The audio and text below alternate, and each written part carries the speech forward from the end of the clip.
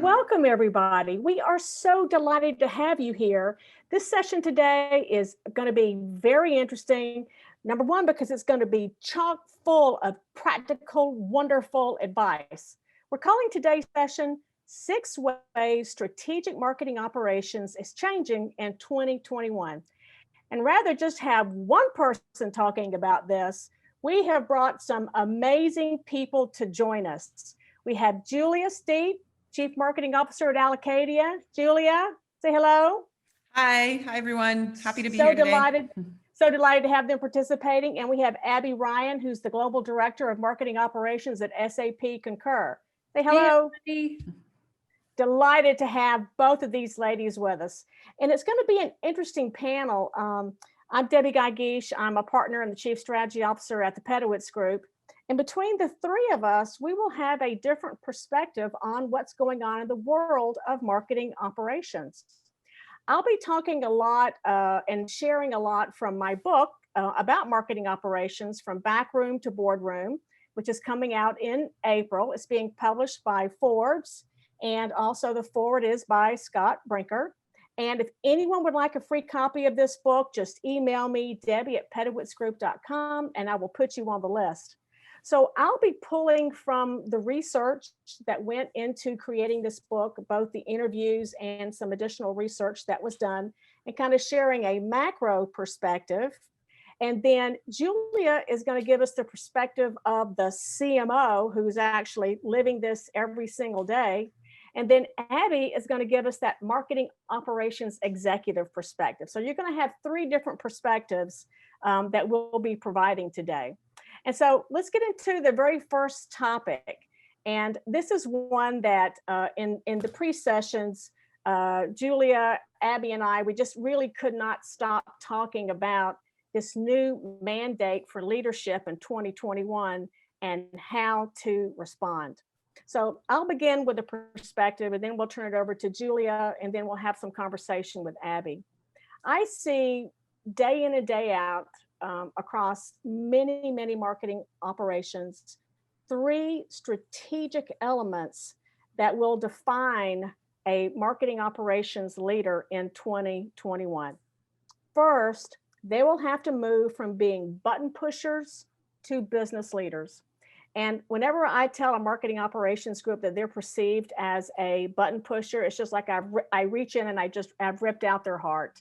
You know, they can't stand it because they know they can be so much more. So moving from button pusher to business leader then enables that head of marketing operations to be the wingman or the wing person that truly enables the CMO to do what she needs to do. We'll also see in 2021 that the quest for talent will continue to be a huge issue. And we'll see marketing operations leaders having to move from being hiring managers to team and skill builders. Because quite frankly, to find a purple unicorn that can be technical, analytical, be business oriented, revenue oriented, customer centric oriented, it is like trying to find a purple unicorn. So we'll see that dynamic in leadership. And finally, we'll see these marketing operations leaders and all of marketing, quite frankly, move from being a siloed manager to being a cross-functional facilitator, because marketing is no longer a sport played only by marketing. It truly is a team sport, working with IT, working with sales, working with the customer success team. More and more marketing and marketing operations in particular is having to work cross-functionally to be highly effective. So those are three things that I see that are going to be important for a strategic marketing operations leader as we move into 2021. And why don't we ask our panelists? So Julia, what are you seeing? I definitely agree with pretty much everything you said. I wanted to touch upon the rise of the importance of cross collaboration in the role of marketing operations, and a trend that I've seen growing even more lately, I'd say in the past year or so, is the rise of, instead of just being a marketing ops leader, the rev ops leader, right? And consolidating both the strategy and the operational function of marketing and sales, and in some cases, your customer organization as well, under one leader. And at Allocadia, we've taken that approach, and I'm seeing it play out more and more across a variety of companies of different sizes. And I think at first I was against it, to be quite honest. I'm like, nope, you really need a marketing operations leader who really their core expertise is marketing, and they live and breathe marketing, and marketing is so different from sales. But I think the key to success in the role is having a rev ops leader that not necessarily has held roles in each of those departments, but can really empathize and really takes a collaborative approach to learning the needs of all the key stakeholders. And they may have deeper expertise in marketing or sales operations or customer organization operations, but they've had a lot of exposure throughout their career to the different aspects. And so they are more set up for success to be able to stitch the different pieces together and really create a highly effective and efficient and happily functioning revenue operations team. So that's something that I think will continue to evolve and we'll see become more popular. So Julia, if we could take that topic for just one moment, I want to ask you a question, and then I would like to hear Abby's ideas around RevOps, and then we'll come back to points 2 and point 3 that you have around this question. As a CMO, Julia, how does RevOps benefit you? How doesn't it benefit me? It's one of the most critical tools in my kit right now, and it's evolved from being a nice to have role and team that sort of keeps the lights running to really be at the forefront of a key strategic piece of how I run my overall business, how me and my colleagues run our overall business, and how I successfully run the business of marketing, you could say. There's been a lot more, I think rightly so, scrutiny around data and data hygiene and focusing your dollars on the right audiences and creating more personalized one-to-one sort of business to human experiences.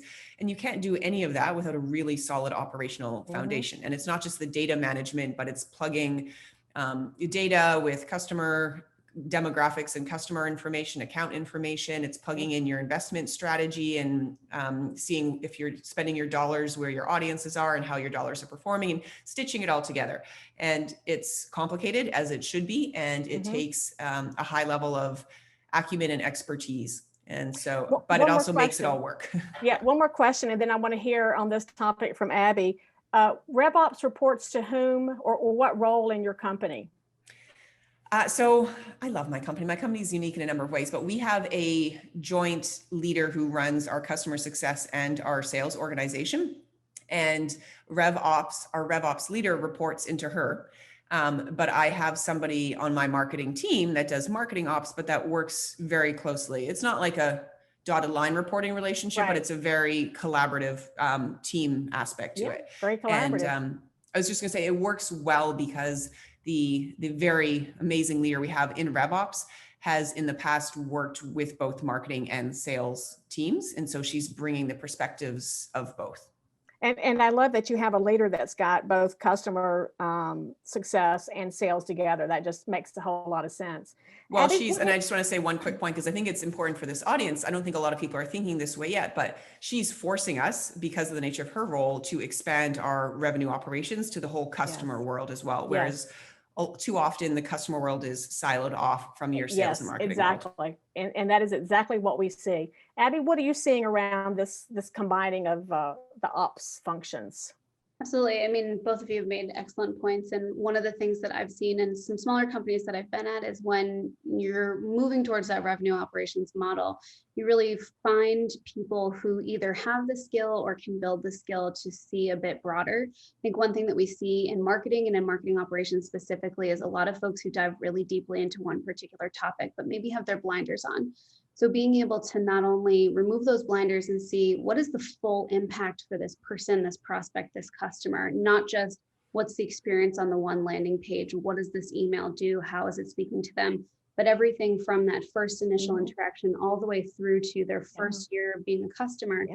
how do you understand what that life cycle looks like, and what's the most Yeah. amount of data that you can pull back out of it, Yeah. right? Yeah. So when I'm thinking through with my teams, and at Concur, we don't have a revenue operations function yet, but we're driving towards that kind of mindset, right? So there are two ways that we go about this. One is everybody in my team has a plan to move from a task manager to a project manager to a strategic thinker, and then from a strategic thinker to a consultant. Love And that. along these different steps, right, there are different competencies that we would see a lot around communication, a lot around critical business thinking, asking questions, leading a meeting from the front seat, and how that leads into the revenue operations is if I'm meeting with Julia, let's say Julia is my CMO, and she says to me, I need to understand what the customer journey looks like. I'm not going to say, well, they landed on this page and it was super cool. I'm going to go to all of the teams and say, what does it mean when you do this and it impacts down the road with customer success? What happens if we have to recycle someone and we want to warm them back up appropriately later on for another pass at a pitch? So it's really broadening that lens and asking more questions than I think most people are comfortable asking. And I love that aspect of it. Absolutely. So, Julie, I think you had another point or two about leadership. If you could make those quickly, and then we'll go on to our next question. Yeah, just in terms of what the mandate's looking like, I think there is a focus for leaders and CMOs to level up their operational excellence right now, tied in with just driving companies' recovery growth as we navigate the ongoing pandemic and the future. So a lot of leaders are being tasked to basically run more efficiently and effectively and do more with less. And I think a spin-off mandate, I guess, or competency that leaders need more than ever are being able to enable agility. So empowering their teams with the right tools and processes to have flexible plans, have flexible investment strategies, be able to pivot quickly to meet whatever happens next week, next month, and so on. Yeah, absolutely. I love the expression level up. That's exactly what it is. And agility is just like at a whole new level now. We thought we were trying to be agile before, but post-pandemic or in pandemic, we have to be even more agile. What would you add to that, Abby? I'm just thinking more around the agility and also kind of the data-driven side of things. I know we're going to get into that a little bit more with some of the other questions, so I'll keep it brief.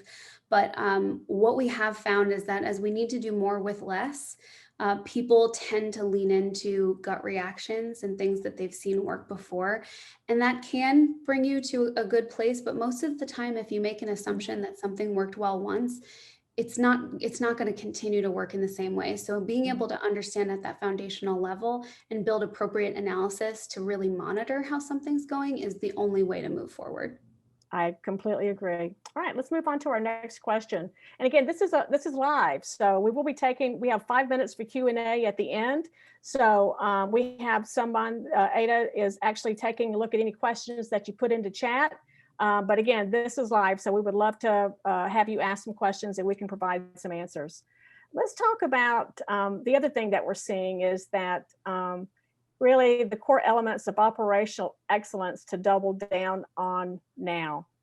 And the way I look at this and what I talk about in my upcoming book is that this operational excellence is the foundation for innovation and growth. You're not going to be agile. You're not going to be data driven. You're not going to be holistically thinking about the customer if you just don't have that operational excellence in place. Modern marketing organizations and CMOs are challenged in 3 key areas: digital transformation, customer centricity, and revenue. All 3 with a really big emphasis on revenue. And so that digital transformation, making sure that you've got the right MarTech stack, making sure that you're doing the right processes, and that this is both efficient, which means you're doing the right things, you're doing things well, and that you're effective doing the right things are critically important. Again, this operational excellence is the foundation for any innovation and growth for marketing.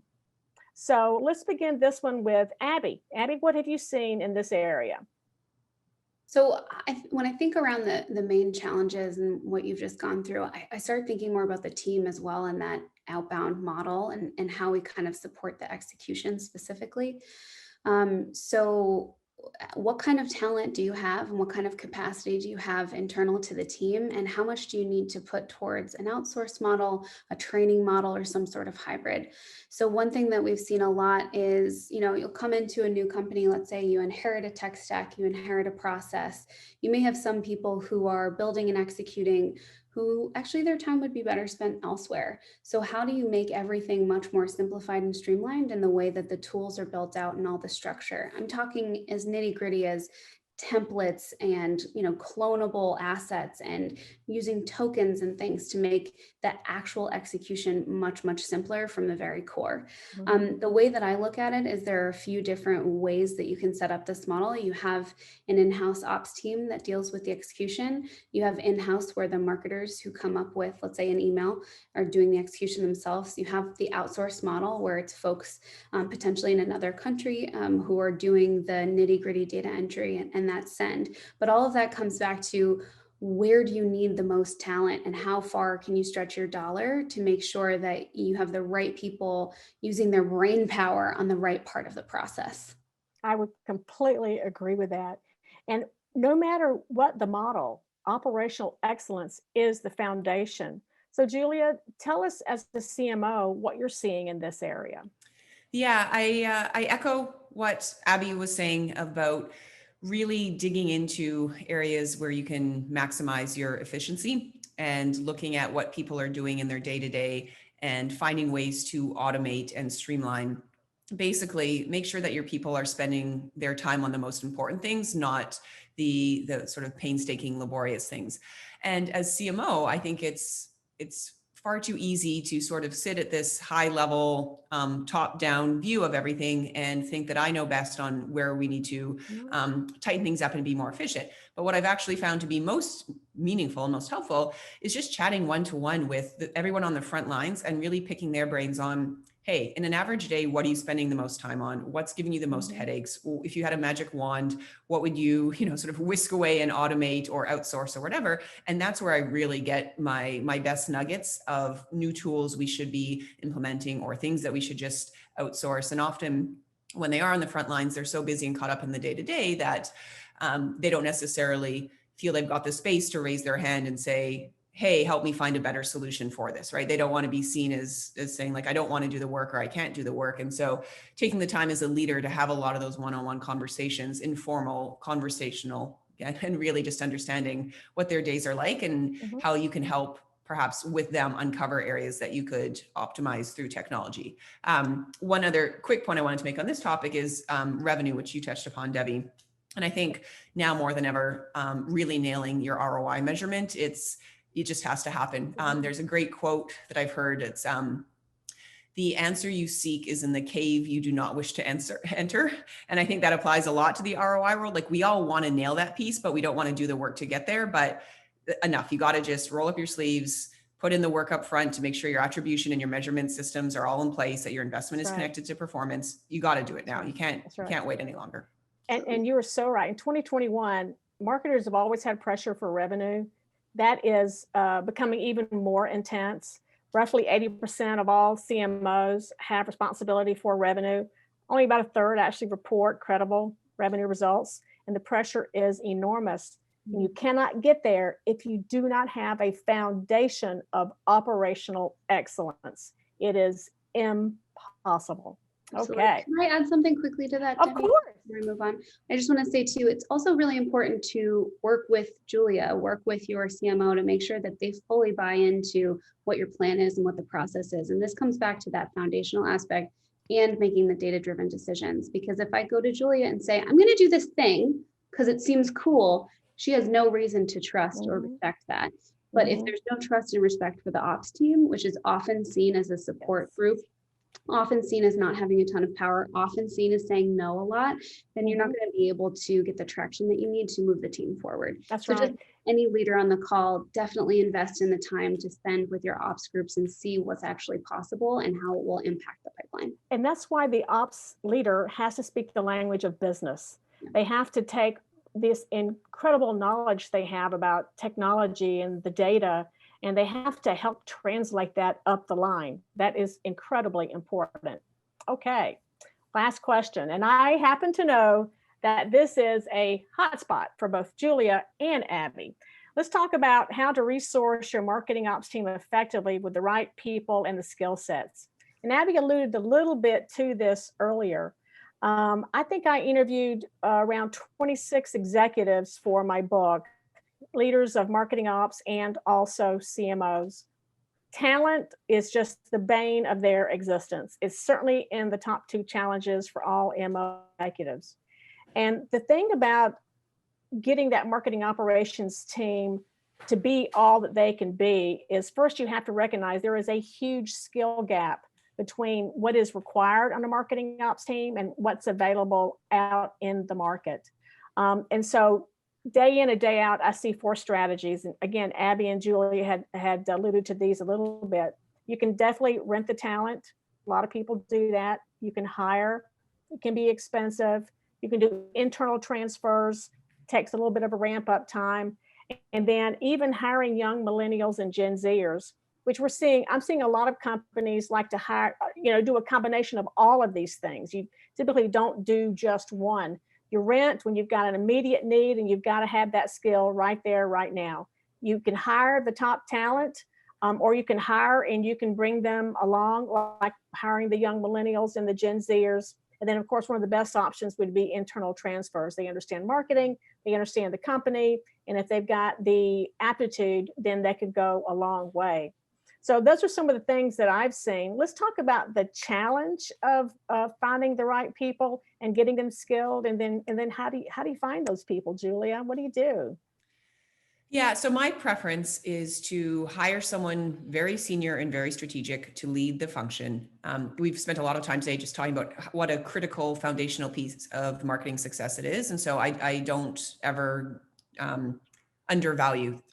So if I had to just have one hire, it would be someone senior, very experienced, and then they can either rent more junior talent to do some of the execution, or hire a couple of junior people on their team who can grow up underneath them. But where you will stumble, I think, is if you don't have any of that senior expertise on your team and you've got the junior people trying to figure out the strategy and the foundational pieces on their own.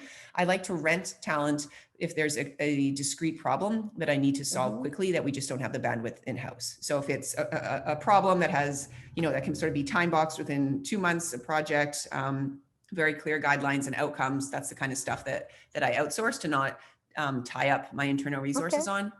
And then how I go about hiring, I feel like anyone who's watching that has kids, encourage your children to go into revenue ops, or if you're in, early on in your career, there's just so much demand. Yeah. But I think part of my role as CMO in attracting good RevOps people and hiring them is showing them that I get it, that I understand their world, that I highly value them, and that they'll have a well-supported home within my marketing organization. So I do think the leaders play a big role in attracting and supporting that level of talent. It does. The leadership makes all the difference. Abby, quick answer. And I know this is your favorite topic, so. I know we could talk about this for hours and hours on end. Anybody listening, feel free to hit me up. We'll have a nerd out conversation. The biggest thing for me is a proactive person. We've talked about a lot of different things, moving from task manager all the way up to consultative, having that business acumen that aligns with technological, which is very difficult, but finding people who are proactive and who are curious and who want to ask questions and say, hey, Debbie, I need to know how this works, is the biggest thing for me, because that tells me that they're really excited and ready to learn, and I don't have to worry about things waffling and waiting. The one other thing that I would say here too is, again, with the agility, people who are able to work in the fluid environments. And again, if you're in this senior position and you're reporting to Julia, make sure Julia is awesome, like she clearly is, and not someone who's not really going to support the group. Because if you're managing and you're in charge of the strategic aspect of this function and you have to hire these people, you need the support to be able to make any changes that you need to up-level folks who should be up-leveled and retain that talent. It was one of the biggest chapters in my book, talent, again, only because executives had so much to say about it. So let's go take a look at some questions that we had come in. Here's one from Roberto Rodriguez. I'm the MOPS leader in my organization. However, we've yet to commit to the development of the capability. How can I drive that awareness and growth while including the development of RevOps as part of the roadmap? And Julia, how would you respond to that? I think your path to success is aligning to business outcomes. So if you are able, I would meet with whoever your marketing leader is, your CMO, or whoever the senior folks are in the organization, and ask them questions and try to understand what are their top priorities right now. And then from there, you can figure out, okay, how does MOPS help them achieve their top priorities and drive to the business outcomes that as a CMO or VP of marketing, they are trying to achieve. So by framing your world within what they're hoping to accomplish, I think you'll be more successful in making them realize why they need you and why they should invest more in that function. Mhm. And Abby, I'd like to hear your response on this because I know you guys have just grown tremendously over the last 18 months. Yeah, absolutely. I think the biggest thing is understanding, the other side of the fence, let's say. So everybody who's worked in marketing or sales knows that there tends to be a historical headbutt that goes on there. And the first step towards revenue operations is getting different folks to understand you get both sides of it and that the end goal is the same. So where some people may explain, let's say we're talking about a lead scoring model, they may explain a lead scoring model in terms of here's why it's great for the marketers. But in actuality, if you want sales to believe it and buy into it, you need to explain it to them in their terms, meaning you're going to get more dollars in your pocket. Because if I send you better leads and you give me feedback, then you're going to have more demos, you're going to bring more pipeline and get higher comps. So it's really starting to ask those questions and speaking in the language of the people you're trying to get on board. And it really does all come back to pipeline. It's the language of business, and you have to show how you can make a business outcome. Let's take a look at, we have time for one more question. For us young millennial marketers out there at orgs that are looking to build a RevOps team, what can you recommend for us to get in front of the RevOps curve? Continue to be curious, ensure our team is a valuable tool for our CMO. I'll give a little response to this, and then I definitely want to hear from Julia and Abby as well. There's so much, there are many articles out right now around revenue operations, and it can have a lot of different structures. But at the end of the day, what RevOps gives you that you don't have before, number one, is a clear line of sight to the entire customer lifecycle. Nothing is more valuable than that. So marketing can then turn their incredible power to the entire customer lifecycle, not just working on, getting net new leads. It also is the only way to create that one line of sight between sales, marketing, and also the customer success team. So there are a lot of articles out there about RevOps, and to me, it is just the natural evolution and where things are going. Julia? I'd say read Debbie's book. This is probably, that's my short answer. I'm going to let Abby explain this one too, because she's probably got more ideas on it than I do. But I think like reading and I honestly think Debbie's book is amazing and is for forward-thinking RevOps leaders. Yep, I absolutely would echo that and read it, especially because Julia and I are in it. But what I would say especially is, aside from webinars like this, which clearly you're on right now, and doing as much research as you can, a big thing is the network. Something that's worked really well for me and essentially been the slingshot in my career is I've built a library in my mind of all of the different ways I've heard of people doing things. So if you go to the MarTech East conference and you sit at one of the lunch tables and someone says, this is how we do things, don't just like listen and let it go one out the other ear. Really add that to the back of your brain, because if you can start to build that muscle of connecting the different pieces, connecting the dots and saying, hey, I know this one person did it one way, I bet that would work in this instance, then you're going to be a star in 5 minutes. Yep. So here are a few resources for you. We intentionally made this webinar short. We wanted to be very respectful of everybody's time. I want to thank Abby. I want to thank Julia for partnering with us and providing just incredible insights. And everyone has to come to this. This is also being put on by Allocadia. They have a comedian. How much fun. Get a drink and join them for this funny way, a toast and a roast, an ode to marketing in 2020, December the 8th. And with that, again, thank you, everybody. I hope you have a wonderful holiday. And 2021, I believe, is going to be the best year of marketing ever. We'll see you next time. Bye-bye.